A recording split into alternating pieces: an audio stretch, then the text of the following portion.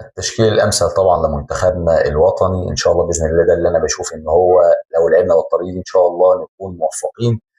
طبعا هنلعب هنا في حراسه هو محمد الشناوي، امام منه هنا حمدي فتحي على يمين، وياسر ابراهيم على شماله، رامي ربيعه، وعلى الشمال احمد فتوح ان شاء الله، اتمنى له التوفيق ان شاء الله. عنده مواجهه ناريه طبعا مع ماضي ديالو اللي هو اهم مفتاح لعب عندهم.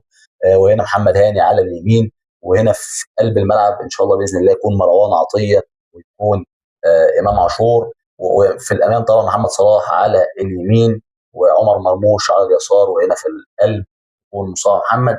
في الحاله الدفاعيه ان شاء الله باذن الله لازم الاثنين عشان يكون عندك كثافه دفاعيه، ويبقى انت بتمتلك هنا الكثافه الدفاعيه والكثافه الهجوميه في نفس الوقت. ممكن لو امام عاشور اشوف برضه لا هو او زيزو ايا كان فيهم في وسط الملعب، ده التشكيل الامثل بالنسبه لي. في الحاله الدفاعيه طبعا الاثنين هنا دايما وابدا يكون هنا في مسانده الدفاعيه هنا للظاهرين، عشان طبعا زي ما احنا عارفين عندهم وجبنا وسردنا كل نقاط القوه بالنسبه لهم على الاطراف. فلازم هنا دائما وابدا هيكون هنا نازل بقى في العمق، هنا في العمق الملعب دائما وابدا هنا مصطفى محمد، وعنده القوه البدنيه اللي يقدر يعمل ده، فيقدر يقفل هنا نص الملعب، وهنا الاثنين يكونوا بيعاونوا الظاهرين، يبقى انت كده قفلت وسط الملعب بتاعك بشكل كبير جدا جدا.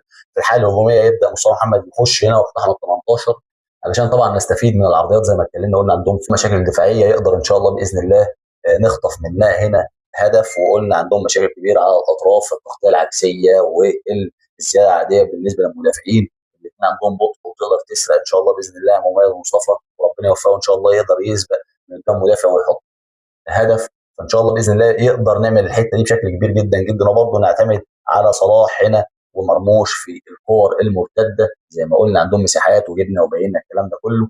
فان شاء الله باذن الله يبقى دي انا شايف من وجهه نظري هتبقى افضل تشكيله لمنتخب مصر امام منتخب الكوت ديفوار، ويكون المكسب حالفنا.